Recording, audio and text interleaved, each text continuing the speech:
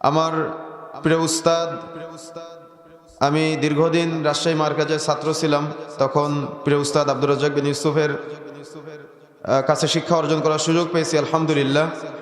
আমি উস্তাদের গ্রামে আজকে আলোচনা করার জন্য এসেছি, আলহামদুলিল্লাহ। আসলে আমরা দেশের বাহিরে যেখানেই যাই না কেন, আপনাদের গ্রামেরই কৃতি সন্তান শেখ আব্দুর রাজ্জাক বিন ইউসুফ, আমরা টেকনাফ থেকে তেঁতুলিয়া যেখানে যাই সেখানেই শুনি শেখ আব্দুর রাজ্জাক বিন ইউসুফের বক্তব্যে আমি সিগারেট ছেড়ে দিয়েছি, শেখ আব্দুর রাজ্জাক বিন ইউসুফের বক্তব্যে আমি শিরিক ছেড়ে দিয়েছি, শেখ আব্দুর রাজ্জাক বিন ইউসুফের বক্তব্যে আমি বিদআত ছেড়ে দিয়েছি, শেখ আব্দুর রাজ্জাক বিন ইউসুফের বক্তব্যে আমি দাড়ি রেখে দিয়েছি। শেখ আব্দুর রাজ্জাক বিন ইউসুফের বক্তব্যে অনেক বোন বলেন যে আমি 100% পর্দা করা শিখেছি। শেখ আব্দুর রাজ্জাক বিন ইউসুফের বক্তব্যে অনেকেই সোনার হরিণ যেটাকে বলে, ব্যাংকের ম্যানেজারের চাকরি পর্যন্ত অনেকেই এই হারাম পোস্ট ছেড়ে দিয়েছে। আপনার এমন একজন আলেমের এলাকার মানুষ, আমার যতটুকু মনে পড়ে 2020 সালে ইন্ডিয়ার উত্তর 24 পরগনা জেলায় একটা মাহফিলে গিয়েছিলাম। তো সেখানে গিয়ে আব্দুর রাজ্জাক উস্তাদ যে স্টেজে আলোচনা করেছিলেন, যে মাঠে, ওই মাঠেই আমার আলোচনা ছিল। তো আমি সেখানে গিয়ে শুনলাম যে এখানে আব্দুর রাজ্জাক বিন ইউসুফ একসময় মাহফিলে এসেছিলেন, তো উনি শিরকের উপরে বক্তব্য দিয়েছিলেন।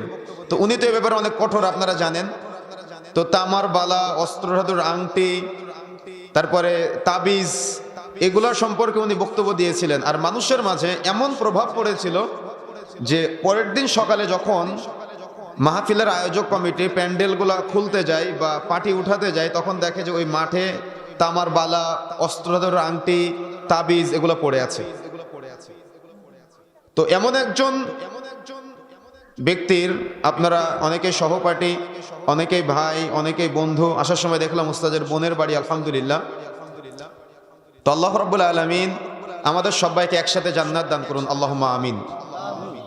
আর আপনাদের গ্রামের আরো একজন কৃতি সন্তান শেখ আব্দুর রাজ্জাক বিন ইউসুফ উস্তাদের ছেলে শেখ আব্দুল্লাহ বিন আব্দুর রাজ্জাক, যার কথা না বললেই নয়। অর্থনীতি, রাজনীতি, সমাজনীতি, তার মানে প্রত্যেকটা সেক্টরে যার জ্ঞান অধিক, আলহামদুলিল্লাহ। গোটা বাংলাদেশে এবং দেশের বাহিরেও চমৎকারভাবে দাওয়াতি কাজ করতেছে, এবং গোটা বাংলাদেশে মুসলিম তরুণদের আইডল। অনেকেই তো নায়ক নায়িকাদের আইডল মনে করে, তাই না? কিন্তু মুসলিম ছেলেদের আইডল মনে করা দরকার আব্দুর রাজ্জাক বিন ইউসুফের ছেলে আব্দুল্লাহ বিন আব্দুর রাজ্জাককে, যিনি হলেন আপনাদের অনেকের ভাই, আপনাদের অনেকের সহপাঠী। তো আলহামদুলিল্লাহ,